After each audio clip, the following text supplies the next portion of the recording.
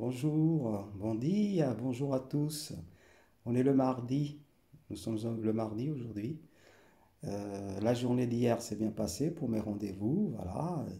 Et je continue à me soigner et je vais avoir un rendez-vous très important samedi soir puisque je vais passer une soirée à la clinique.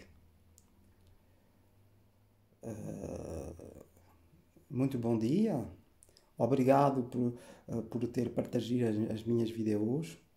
Obrigado para também ouvir as minhas vidéos. Merci beaucoup pour le partage des vidéos. J'espère que vous allez bien ce matin et que vous allez passer une bonne journée en ma compagnie. Cette vidéo risque d'être un petit peu longue aujourd'hui, mais sera très intéressante, surtout vers la fin. Alors, si vous avez le courage d'écouter la vidéo jusqu'à la fin, je vous tire mon chapeau. Esta vidéo vai durar muito tempo hoje, vai durar muito tempo, mas o mais interessante vai ser o fim desta video. Muito bom dia português do mundo. Aujourd'hui, on va aller en 1975. On va faire un petit voyage à Poitiers puisque je vais rentrer en apprentissage, tout simplement. Donc, ce sera 3 années d'internat à Poitiers dans un COT professionnel, un COT du bâtiment où il y a tous les métiers du bâtiment. Bien. Le dimanche matin, je commence à préparer mes affaires puisque je suis interne, donc avec ma maman, on doit préparer la valise, mettre des noms sur le linge ou les initiales, etc., etc. On va partir sur Poitiers le dimanche en début d'après-midi, puisque les admissions pour la première année de cet internat se font, on a rendez-vous le dimanche en début d'après-midi. Donc, c'est mon frère C qui a une voiture superbement neuve. C'est la classe qui, avec mon père, ma mère, donc on sera 4 dans la voiture. Je crois que c'est une Toyota, la voiture de mon frère C. Bleu. On va dire ça, mais je ne suis pas sûr. Parce que des voitures, il en a eu plusieurs. Il a eu la chance d'en casser pas mal aussi. Enfin, de la chance. On ne peut pas appeler ça de la chance parce que il avait un bon ange gardien lui aussi. Il s'en rend pas compte encore aujourd'hui, mais il a un très bon ange gardien. On va pas développer aujourd'hui parce que c'est pas le but de la vidéo. Ça sera développé beaucoup plus tard, voilà, sur d'autres formes de. Donc, entre Port-de-Pile et Poitiers, il y a à peu près 59 km, 60 km, si mes souvenirs sont bons, à vol d'oiseau. Il y a aussi un train qui va sur Châtellerault et sur Poitiers et qui part de la gare de Port-de-Pile. Je vous dis ça parce que ce sera développé plus tard dans la vidéo. Donc, on part pour Poitiers et donc pour les admissions de ma première année d'apprentissage de peintre décorateur. Ce COT, c'est un COT professionnel pour adultes, puisque oui, adultes, adolescents, et on apprend tous les métiers du bâtiment. Charpente, carreleur, plâtrier, électricien, peintre décorateur, plomberie, voilà. On apprend vraiment tous les métiers. Voilà, c'est pas comme aujourd'hui, parce qu'aujourd'hui vous avez des métiers où vous apprenez la peinture, le plâtre. Là, c'était vraiment un CAP de 3 ans et c'était vraiment un COT professionnel de haute qualité et vraiment c'était le top de top. Voilà. Donc, on arrive donc l'après-midi pour les admissions. On est reçu par le responsable, le directeur de l'établissement. Il nous fait visiter les lieux, les ateliers, les écoles, l'internat, etc. Enfin, c'est euh, c'est euh, c'est un COT d'une grandeur de trois grandes stades de football. Il y a il y a plusieurs bâtiments à l'intérieur, bien sûr, il y a la cantine qui est séparée, il y a les ateliers professionnels avec tous les métiers qui sont séparés, il y a, il y a l'internat lui-même avec la salle de réunion pour les activités internes, pour le cinéma, pour la télé le mercredi après-midi. Il y a la partie privée du directeur de l'établissement qui reste là le soir pour surveiller un peu ce qui se passe. Il y a la partie aussi pour les surveillants, etc. Voilà, il y a au moins une dizaine de bâtiments en tout, une dizaine. Et tout ça, c'est un peu séparé, c'est pas accolé. Ce ne sont pas des bâtiments accolés. Voilà. Donc, qu'est-ce qu'on pourrait dire de plus sur sur ce lieu? Bon, évidemment, je, je découvre aussi mes collègues de classe qui vont être avec moi en internat et qui vont faire les cours comme moi, puisque c'est un COT qui fait toutes les matières. Il y a le français, le dessin technique, le dessin d'art, les maths. Bien sûr, la partie apprentissage en atelier. Hein. Alors, comme, comme tous les ateliers des autres professions, l'atelier de peinture, euh, on a des box. On a des box, on a des box qui font. Alors, il y a trois murs. Chaque élève a trois murs euh, de 2,50 m, 2,80 m sur 3 mètres. Et pendant 3 ans, on va travailler sur ces trois murs. Et on va avoir une feuille de route avec un dessin bien précis, avec bien dessiné. Et on va travailler sur ces murs constamment, pratiquement pendant. Par contre, à la troisième année, on va pouvoir, déjà qu'on est pas mal qualifié, on fera quelques chantiers à l'extérieur et on va travailler sur Poitiers, on va avoir des chantiers à faire, etc. Ça va être très intéressant aussi. En peinture, décoration, j'ai deux professeurs. J'ai un professeur qui est presque à la retraite, qui est très sympa, et j'ai un autre professeur très jeune, barbu, qui est tout à fait différent de l'autre, mais ils sont tous les deux très très bien. Il n'y a rien à dire. Ils sont vraiment très professionnels. Mes collègues de cours et d'internat sont tous ils sont tous de mon âge ou à peu près, hein, c'est-à-dire 15, 16 ans.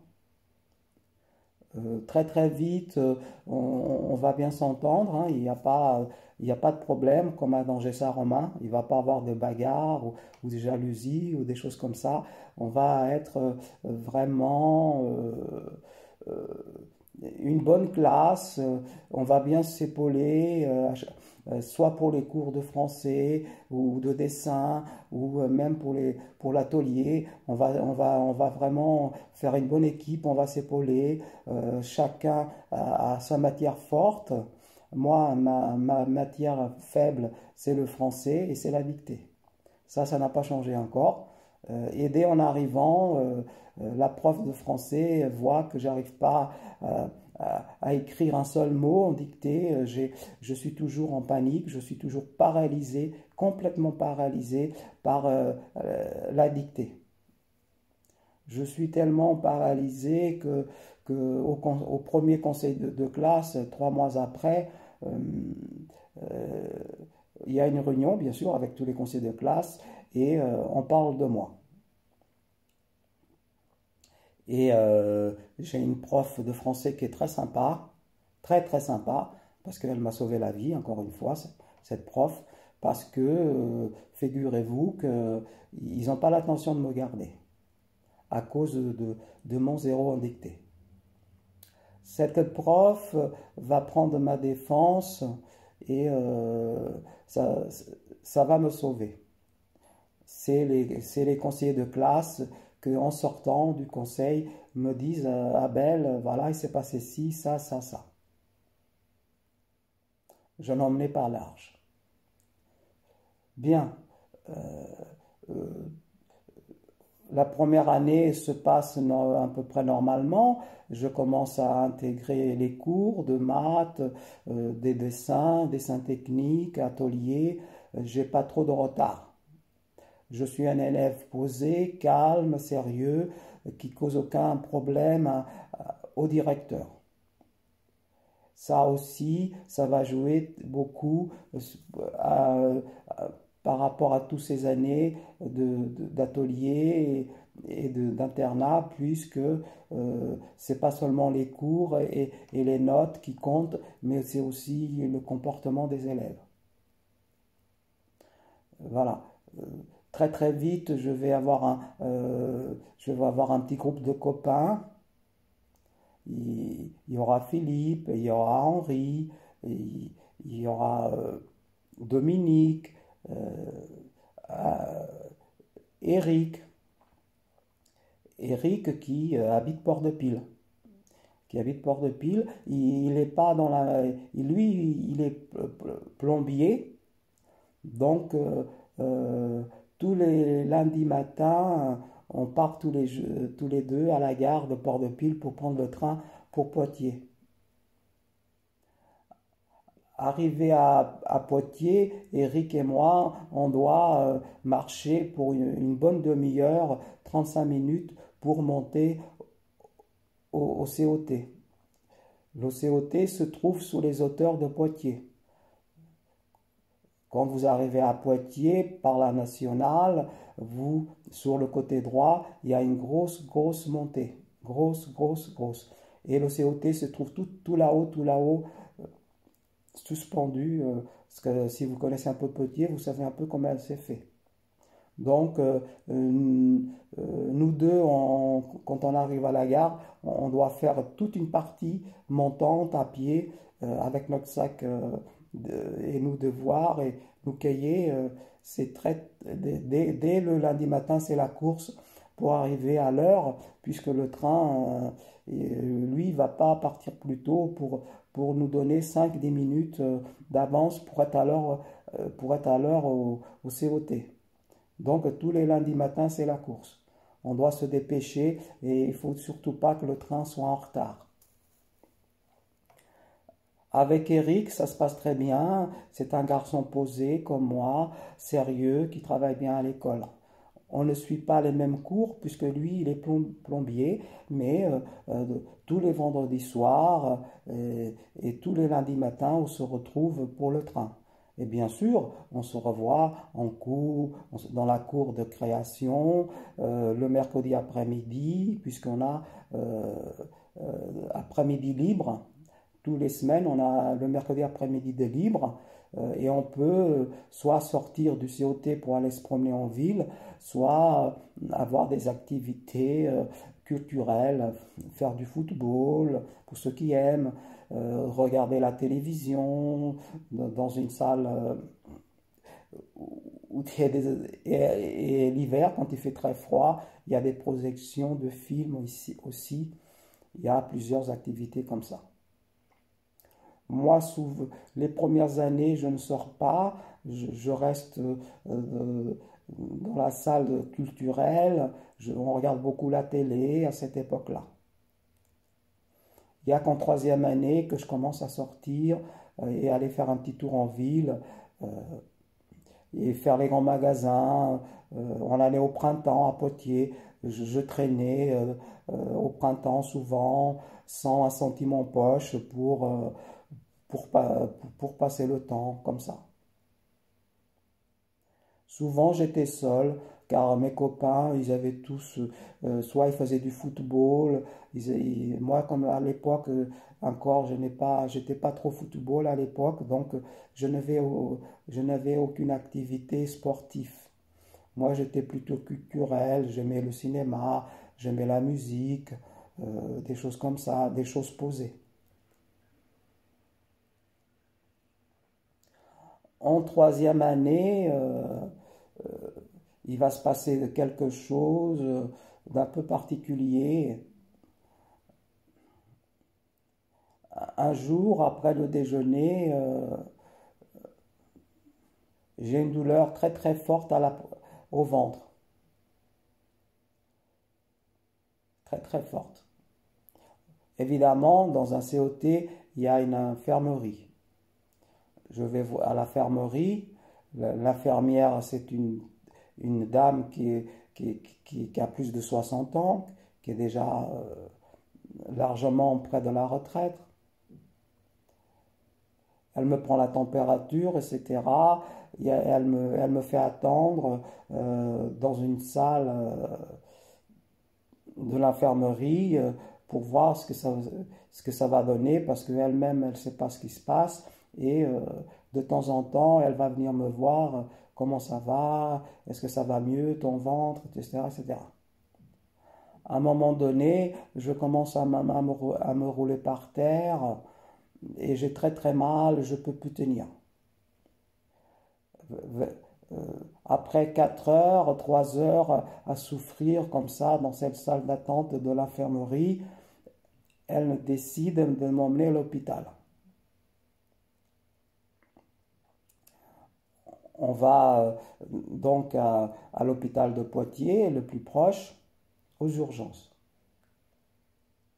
En arrivant, bien sûr, ils vont me faire une radio. Très très vite, après cette radio, ils s'aperçoivent que j'ai l'appendicite aiguë. Le médecin me dit qu'il est urgent de m'opérer. Urgent, urgent.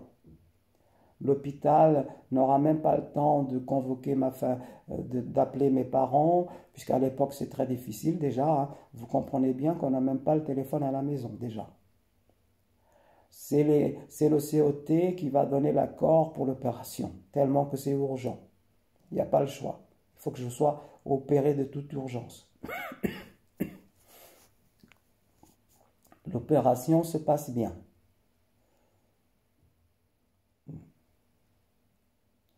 Après un mois et demi, 2 mois de rééducation, parce que j'ai quand même un choc, il y a l'opération, et à l'époque déjà, on ne restait pas que 3 jours à l'hôpital, on restait au moins 1 semaine à 2 semaines à l'hôpital. Je rentre à la maison en convalescence, et je dois prendre mes cours 1 mois et demi après, je pense.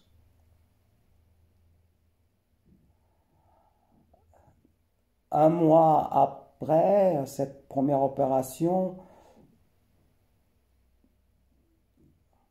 encore un après-midi au collège, j'ai une forte douleur au ventre, très très forte, encore plus forte que pour l'appendicite.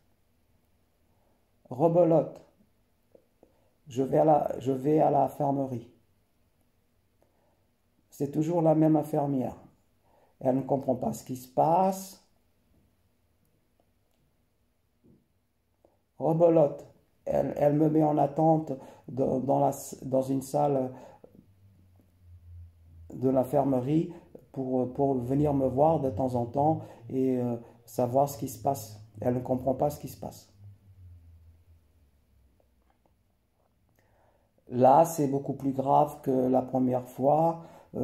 J'ai mal, je me plie en 4, j'ai des douleurs horribles, je me roule par terre, j'ai très très mal, j'ai très très mal, j'ai très très mal. L'infirmière, elle ne sait pas quoi faire et elle prend beaucoup de temps à réfléchir pour m'emmener aux urgences. J'arrive aux urgences en catastrophe. Rebolote. Radio. Qu'est-ce qui se passe? Inclusion intestinale. Verdict, inclusion intestinale. Rebolote. Pas le temps de prévenir la famille, rien. Je suis opéré. L'opération se passe bien. Reconvalescence d'un mois et demi, un mois. Je suis en 3e année d'apprentissage. 3e année, ça veut dire qu'à la fin de l'année, je vais passer mon CAP. J'ai déjà perdu 2 mois et demi, voire 3 mois de cours. Je suis très très mal, très très mal. Bien sûr, pour rattraper ce retard, alors que c'est une année très importante dans les cours, je reprends les cours, donc je suis un peu perdu, bien sûr, parce que je viens de rater toutes les matières, le français, les maths, le dessin technique est très important, le jour de l'examen, les ateliers qui sont très importants, etc. Je me fais beaucoup de soucis pour les examens. Mes collègues d'école, ils sont très gentils avec moi. Ils essayent de m'aider pour le mieux, pour que j'arrive en bonne condition pour l'examen final. J'ai de la chance pendant ces 3 années d'avoir toute une équipe de copains, que ce soit Henri, Dominique, Philippe et encore quelques autres que là le nom ne me revient pas. C'est vrai qu'on était très soudés entre nous et ils ont été formidables avec moi les 3 derniers mois de cours pour arriver jusqu'à l'examen final. Arrivé à l'examen final, je me fais beaucoup de soucis. J'ai un stress incroyable. Et d'ailleurs, le stress, c'est le stress qui m'a rendu malade aussi. Le stress de la peur, le stress de la dictée, le stress de ne pas être à la hauteur. Tout ce stress que j'avais accumulé pendant 3 ans font que j'ai cette occlusion intestinale qui arrive comme ça après une appendicite. Le stress fait beaucoup de mal, beaucoup de mal. Et je vais le payer très cher tout au long de ma vie, parce que cette histoire n'est pas terminée.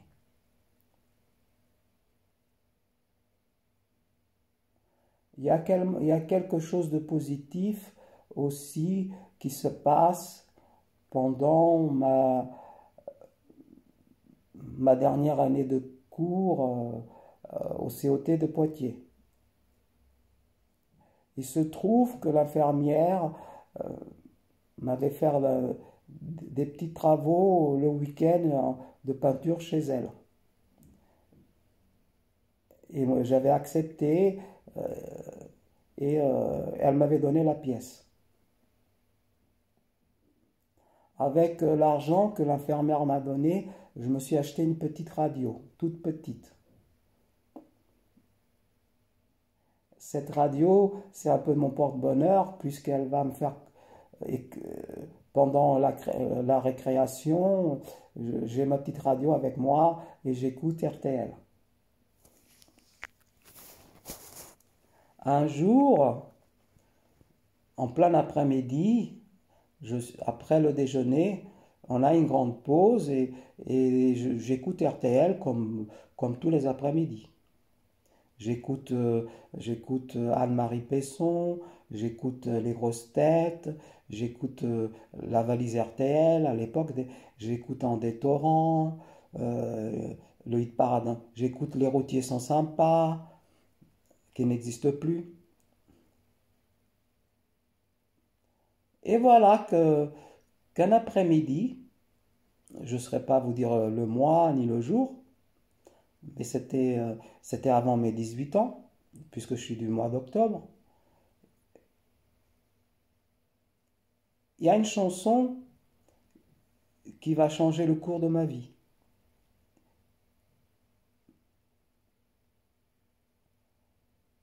Moi qui a l'habitude d'écouter que de la musique française sur RTL en tout cas, puisqu'à la maison, bien sûr, j'ai des cassettes, mon père en a un pareil en forme de bande, et il y a des chansons portugaises, quand il va au Portugal, il ramène des cassettes d'Amalia, de Fado, de groupes folkloriques, de Roberto Carlos.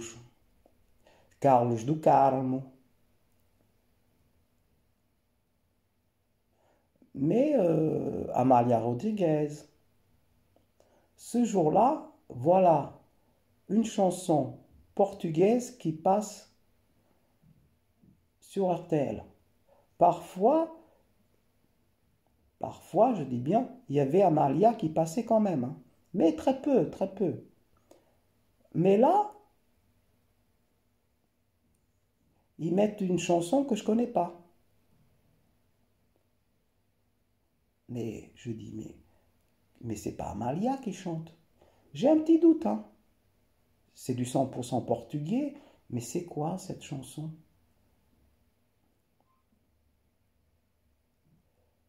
Et pour la première fois dans ma vie, j'écoute Linda de Souza, portugais.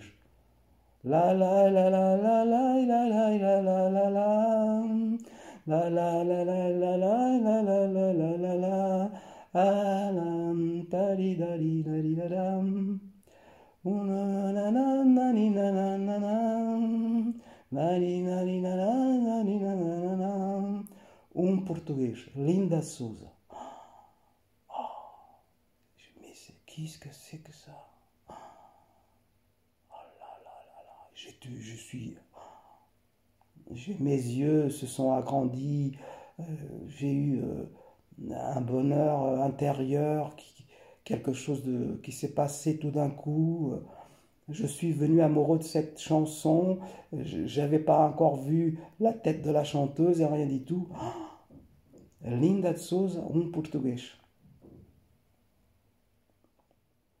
Et à partir de ce moment-là, euh, j'étais devenu plus gai, j'étais devenu plus positif, j'étais très heureux que RTL passe une chanteuse portugaise que je connaissais pas. Et après, tous les jours, on l'entendait sur les ondes d'RTL, portugais. Tous les jours, il mettait un portugais.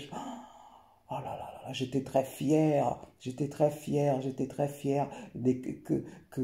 d'écouter une chanteuse que personne connaissait et qui chantait 100% portugais. Et elle avait deux versions, il y avait une version portugaise et une version en français. C'était magnifique. Et alors, à partir de ce moment-là, c'est devenu ma chanteuse préférée. Encore que j'aimais plein de styles de musique, hein, comme je vous l'ai déjà dit dans une autre vidéo, hein. J'aimais plein de styles de musique et j'aime toujours beaucoup de styles de musique. Beaucoup, beaucoup, beaucoup, beaucoup, beaucoup. Mais Linda de Souza, elle fera partie, à partir de ce moment-là, de ma vie intime, de ma vie culturelle, de mon petit porte-bonheur, de ma joie de vivre. Je vais m'intéresser beaucoup à cette chanteuse. Je vais acheter tous les magazines, Podium, où il y aura sa photo, où on va parler d'elle. Après, je vais attendre son premier 33 tours, un an après, etc. Et je vais la suivre comme ça à travers les magazines de l'époque, Podium, Hit Parade, etc.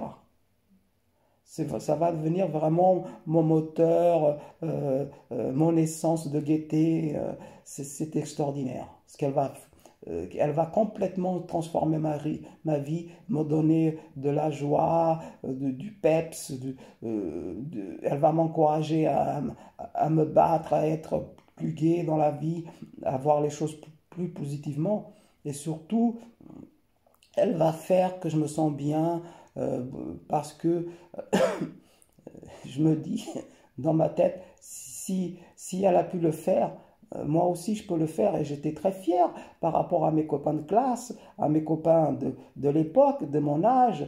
Quand je parlais de Linda de Sauze, tout ça, j'étais très très fier, très très fier. Et Linda, elle a fait, elle a rendu les Portugais fiers, fiers. Linda, pendant 15 ans, elle a rendu les Portugais fiers, fiers de leurs origines. Elle a fait que on n'était plus invisible.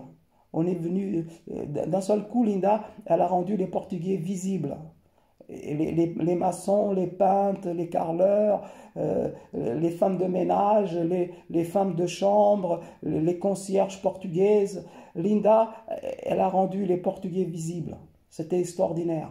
Ce qu'elle a pu faire en espace de quelques années, c'est extraordinaire, c'est magique, c'est un miracle.